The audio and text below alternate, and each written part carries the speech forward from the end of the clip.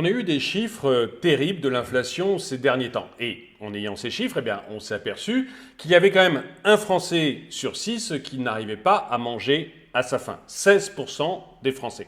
Et puis, sur ces Français qui ne mangent pas à leur faim, mais on s'est aperçu qu'il y avait un jeune sur 4, un jeune de moins de 25 ans sur 4, 24% pour être précis, qui n'arrivait pas, eh bien, tout simplement, à manger à leur faim non plus. Donc on voit qu'il y a des gros problèmes en France.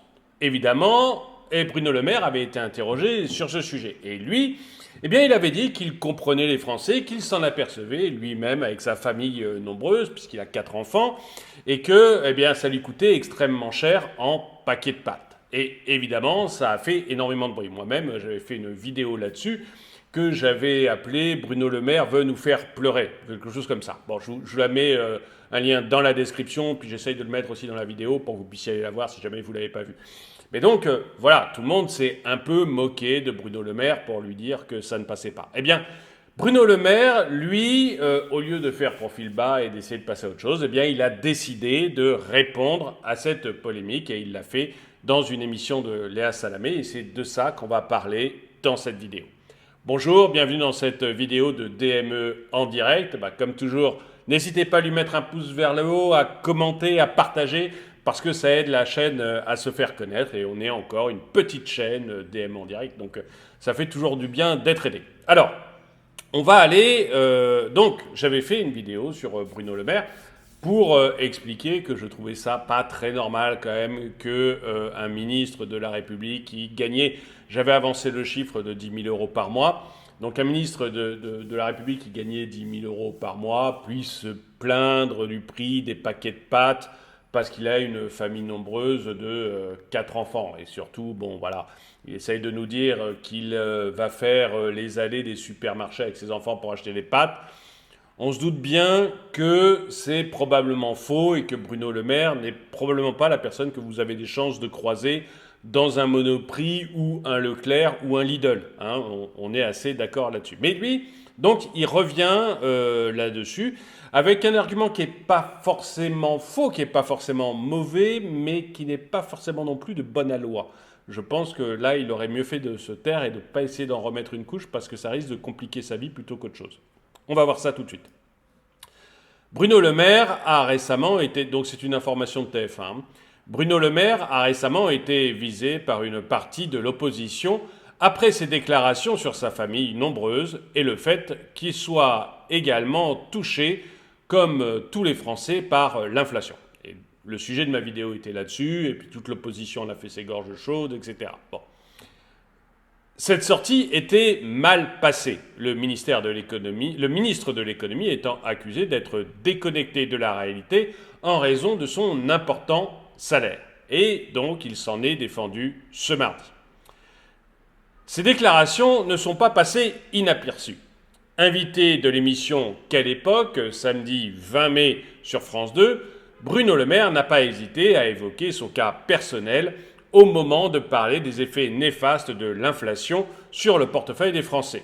J'essaie d'être juste, de faire attention à ce que les prix baissent pour le consommateur. Parce que j'ai moi-même une famille nombreuse, j'ai 4 enfants à nourrir, a affirmé le ministre de l'économie, assurant payer beaucoup de prix de paquets de pâtes, ce qui lui permet de savoir parfaitement que les prix sont devenus insupportables pour les Français. Et c'est là que j'avais dit, attendez, alors, déjà je ne suis pas sûr qu'il achète des paquets de pâtes, peut-être s'il a des enfants ados, parce que les enfants aiment bien les pâtes, mais enfin on se doute bien que Bruno Le Maire en lui-même, il ne doit pas manger énormément de pâtes, et ce n'est pas un reproche, c'est la réalité.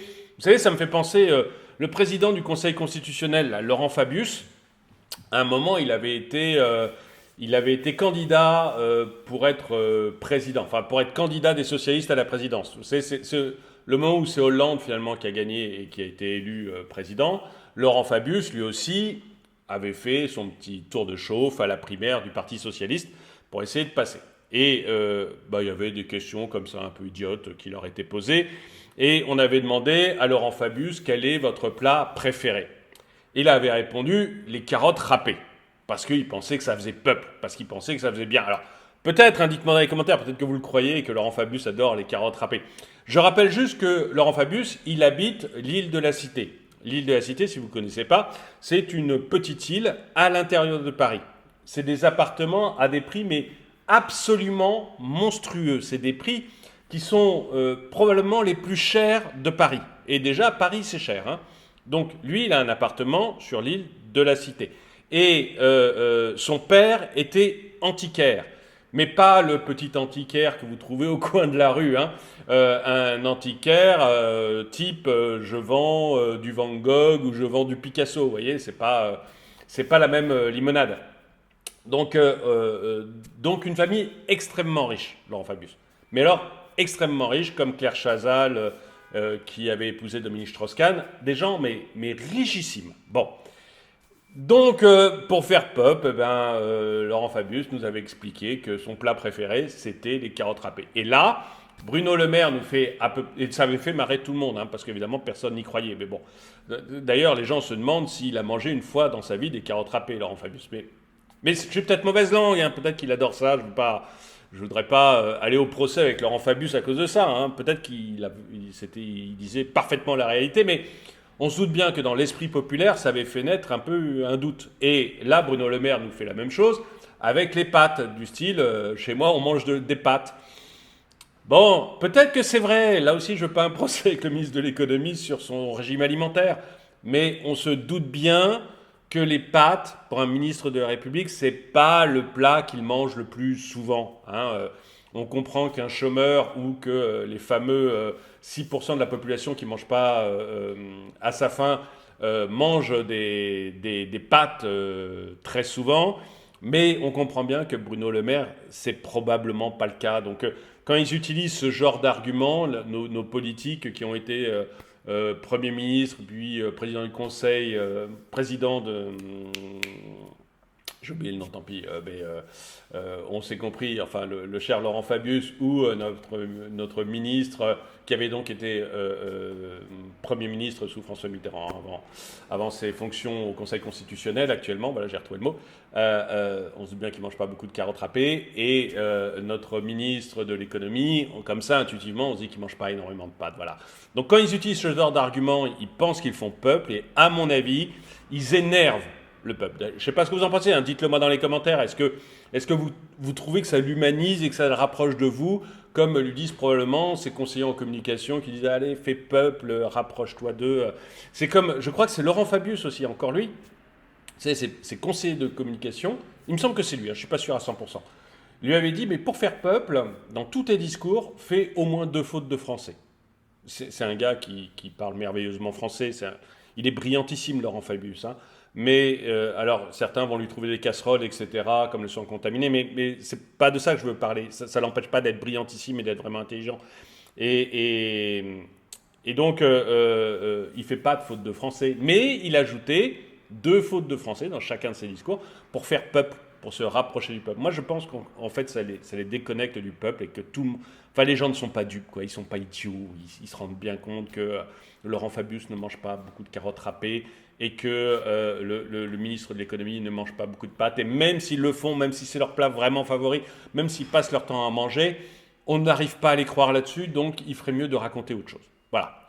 Bon, donc, il avait raconté ça, notre ministre, ça avait énervé tout le monde, et surtout à un moment où on racontait que donc un jeune sur 4 ne mangeait pas à sa faim, et que 6% des Français ne mangeaient plus à leur faim à cause de la hausse des prix. Voilà, donc c'était bête de leur part de le raconter. J'ai fait une vidéo là-dessus, je vous l'ai mis en lien, et donc là, il est venu se défendre sur son explication. Cette sortie est mal passée du côté de l'opposition politique et de certains Français qui ont dénoncé, donc moi par exemple, qui ont dénoncé une certaine déconnexion de la réalité, l'élu gagnant un salaire beaucoup plus important que la majorité de ses compatriotes. L'intéressé s'en est défendu ce mardi sur les ondes de RTL. Bien sûr que non, mais fins de mois d'un ministre ne sont pas les mêmes que celles de quelqu'un qui touche 1200 ou 1300 euros par mois, reconnaît-il. Néanmoins, je vois des chiffres qui sont faux. Ma rémunération est totalement transparente. J'ai 7 450 euros net par mois, une fois les impôts déduits. Et c'est vrai que là, je l'avoue, je me suis trompé. Vous voyez, j'ai aucun problème pour dire dans une vidéo quand je me trompe. Hein. Je me suis trompé, je pensais que c'était 10 000 euros net par mois, c'est ce que j'avais lu. C'était une erreur, ça devait être 10 ou 11 000 euros bruts. En tout cas, ça fait donc, d'après ce que nous dit le ministre, 7 450 euros net. Mais alors du coup, je me suis dit, mais 7 450 euros net, ça correspond à quoi? Est-ce que avec cette somme-là, on est dans quelle tranche exactement? Dans quelle tranche par rapport aux Français moyens? Et donc j'ai regardé ça, j'ai eu un article je crois que c'est CNews, c'est l'Observatoire des inégalités qui a publié un rapport et qui explique un peu combien il faut gagner pour être riche. Et donc l'Observatoire donc, des inégalités a publié un rapport où il définit le seuil pour être riche en France, estimé à 3 673 euros de revenus nets par mois pour une personne seule. Donc déjà, on peut dire que Bruno Le Maire, d'après les chiffres qu'il donne, hein, il dit, voilà, je gagne 7 450 euros net. Bon, bah déjà, vous êtes riche à partir de 3 673 euros net en France. Hein, donc, il est déjà riche. Bon, on peut se dire... je fais souvent le parallèle. En Suisse, le SMIC, c'est 4 000 euros. Hein.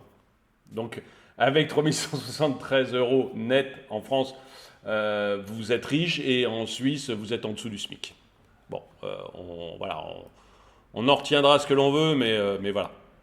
Parce que là, je sais que comparaison n'est pas raison, que la vie est plus chère en Suisse, etc. Mais bon, voilà, quand même. Les Français sont riches dès lors qu'ils touchent un revenu de 3 673 euros net par mois. C'est en tout cas ce qu'affirme l'Observatoire des inégalités dans son dernier rapport sur les riches en France. Pour les couples, le seuil de richesse a été établi à 7 713 euros net mensuels avec 2 enfants à charge. Donc voilà, alors je ne sais pas si la femme de M. Le Maire travaille, j'en ai aucune idée, mais lui, il gagne donc suffisamment pour être considéré comme riche. Et en plus, dans la rémunération qu'il nous a donnée de 7 450 euros, j'y pense maintenant, mais il n'y a pas, par exemple, les droits d'auteur sur les livres. Hein, on vient de parler du fait qu'il avait écrit un livre plus ou moins cochon, là. Il touche des droits d'auteur. Je ne sais pas combien il en vend peut-être 500, hein, donc dans ce cas, il ne touche rien, mais vu la pub que ça lui fait à chaque fois en étant ministre de publier un livre, il en vend, j'espère, beaucoup plus que ça. Donc voilà, il doit être, mais à mon avis, largement au-dessus des 7 450 euros qu'il annonce. Mais je me trompe peut-être, je ne veux pas non plus lui faire de penser attention. On va continuer parce qu'en fait, vous allez voir que ça va plus loin.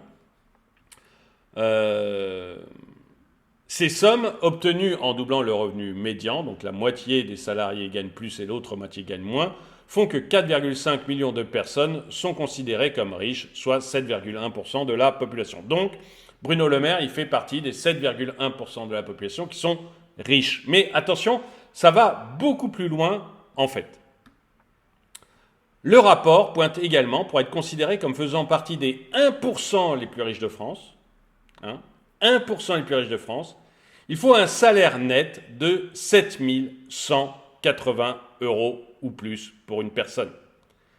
Donc, notre Bruno Le Maire, alors il ne fait pas partie des 0,1 parce que là, il faut gagner plus de 17 000 euros, donc ce n'est pas son cas. Mais, pour faire partie des 1% les plus riches du pays, il faut un salaire mensuel net de 7 180 euros. Donc, Bruno Le Maire, avec les 7 450 euros qui sont juste sa rémunération de ministre et qui ne fait pas partie, sur laquelle on ne compte pas les royalties qu'il peut toucher sur ses livres ou ses autres fonctions, eh bien, rien qu'avec ça, il fait partie des 1% les plus riches de France. Voilà. C'est pas, encore une fois, moi, c'est pas un reproche. Moi, je me fiche de savoir. Enfin, je me fiche. Oui, combien il gagne, c'est pas trop un problème pour moi. Dites-moi dans les commentaires si c'est un problème pour vous. Moi, pour moi, c'est pas trop un problème combien il gagne. Il a des responsabilités énormes. Bon, le problème, c'est peut-être qu'il les remplit pas bien, ces responsabilités. Ça, dans ce cas, on peut se demander si effectivement il mérite un tel salaire. Mais à ce niveau de responsabilité, faire partie des 1% qui gagnent le plus en France, c'est pas un problème. Seulement, là où il y a un problème, c'est quand tu commences à te comparer aux plus pauvres, quand tu commences à faire croire que tu manges des pâtes tout le temps et qu'en plus, tu commences un peu à te justifier du style, voilà, j'ai une famille de 4 enfants, on bouffe des pâtes, gna gna gna gna. Non, voilà. Si vous faites partie des 1% qui gagnent le plus d'argent en France, bravo pour vous, tant mieux pour vous, mais fermez-la. Voilà. N'allez pas faire croire que vous êtes un pauvre. Hein, c'est pas. Voilà. Vous pouvez, enfin, fermez-la, je veux dire, vous pouvez discuter, votre avis compte, mais n'allez pas faire croire que vous êtes un pauvre. C'est insultant pour les pauvres. Ok, pardon, je continue. Donc, il gagne 7 450 euros net par mois et on a vu, d'après l'Observatoire des inégalités, il fait partie de 1% des Français les plus riches. Voilà. Et aux pensionnaires de Bercy de continuer de se justifier. J'ai une famille, j'ai 4 enfants, je fais les courses, mon œil. Voilà, alors, je le dis carrément, hein, comme je le dis souvent, si vous avez une photo de Bruno Le Maire dans un Champion, dans un Carrefour, dans un Lidl, dans un Leclerc, dans un Auchan, hein, avec son caddie et ses enfants derrière, mettez-la moi sur Twitter. Envoyez-la moi en message privé, faites comme vous voulez. Je dirai pardon, je baisserai la tête, je dirai encore une fois que je me suis trompé, comme je me suis trompé pour le salaire de Bruno Le Maire. Mais voilà, je fais moi-même les courses. Mon œil. Et d'ailleurs, là encore, c'est pas un problème. Tu nous dirais, je suis ministre. Je suis ministre, je passe mon temps à bosser. Je passe mon temps à faire des voyages pour négocier des contrats avec la Chine. Je passe mon temps à faire des voyages pour aller négocier des contrats avec les États-Unis. Je passe mon temps à aller voir des grands chefs d'entreprise pour faire en sorte que les prix n'accélèrent pas. On te dirait, mais c'est bien. Et tu me dirais, du coup, j'ai pas le temps de faire les courses. C'est soit mon épouse qui s'en occupe, soit j'ai quelqu'un dans mon administration dont c'est la charge parce que j'ai pas le temps. On dirait, ok, on l'accepte. On l'accepte. Hein, bon, après, il faudrait nous expliquer comment tu as le temps pour aller écrire des bouquins. Mais peu importe, on l'accepte. Mais ne nous fais pas croire que tu vas chez Leclerc tous les samedis. Voilà, c'est tout. C'est tout. On a du mal à le croire. Et si tu le fais, fais un selfie, s'il te plaît. Parce que voilà, ça m'agace de dire que c'est pas vrai. Mais ça a quand même peu de chances d'être vrai. Quoi. Tu convaincs personne en disant ça, Bruno Le Maire. Personne n'est convaincu, quoi. Je paye mon alimentation et c'est bien normal. Oui, enfin, sauf que il y a la cantine quand même il y a la cantine quand même du ministère, hein, et enfin la cantine privée du ministre et de ses très proches collaborateurs, où grosso modo c'est un chef qui pourrait être 3 étoiles s'il était dans la vie de tous les jours. Et puis il fait les plats le midi, il fait les repas le soir. Hein.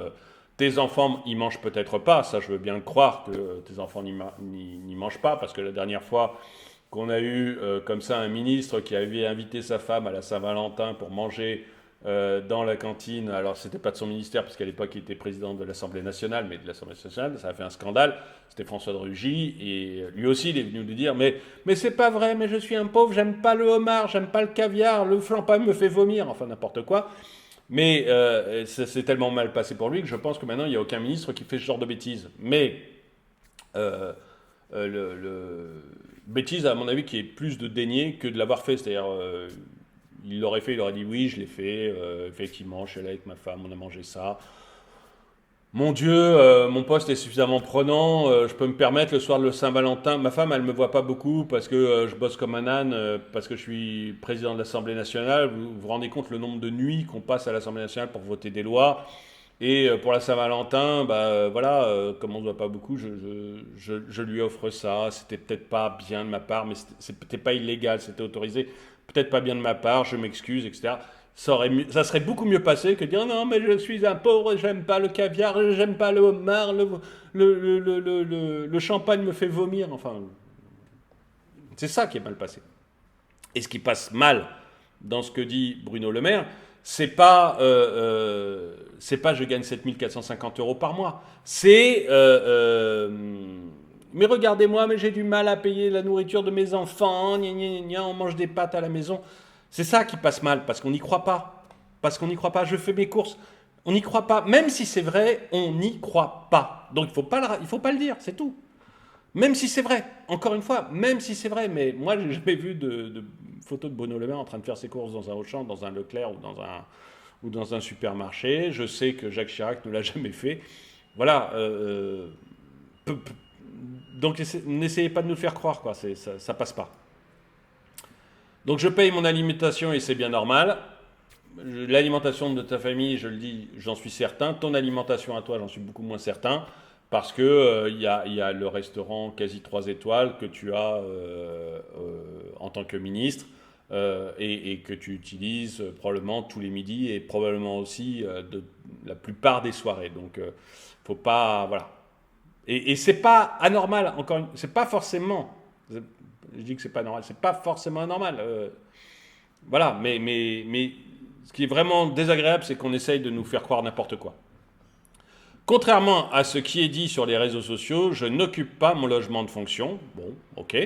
Et je paye mon loyer. Ok, bon, j'ai pas de raison de ne pas le croire. Dites-moi dans les commentaires si vous le croyez. Mais comme ça, je vois pas de raison de ne pas le croire. Très bien. D'ailleurs, j'avais pas dit le contraire. Hein. Je ne vois pas pourquoi les politiques seraient mieux traités que les autres et je ne vois pas pourquoi ils seraient moins bien traités, conclut le ministre. Et je suis tout à fait d'accord avec cette conclusion.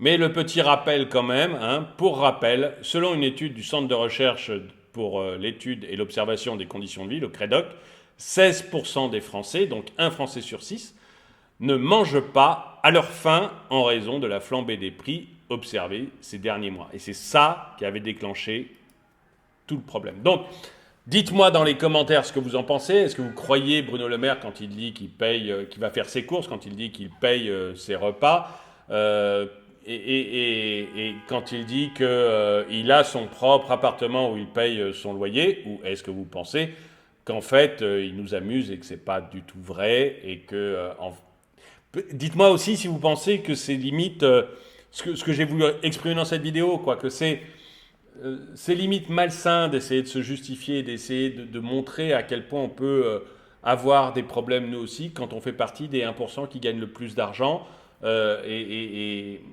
qu'il ne faut pas aller dans ce sens-là, même si les informations qu'il donne sont vraies, que c'est pas du tout, que c'est malsain parce que les gens n'arrivent pas à y croire. Enfin bref, dites-moi tout ça dans les commentaires. En tout cas, moi je vous remercie d'avoir regardé cette vidéo.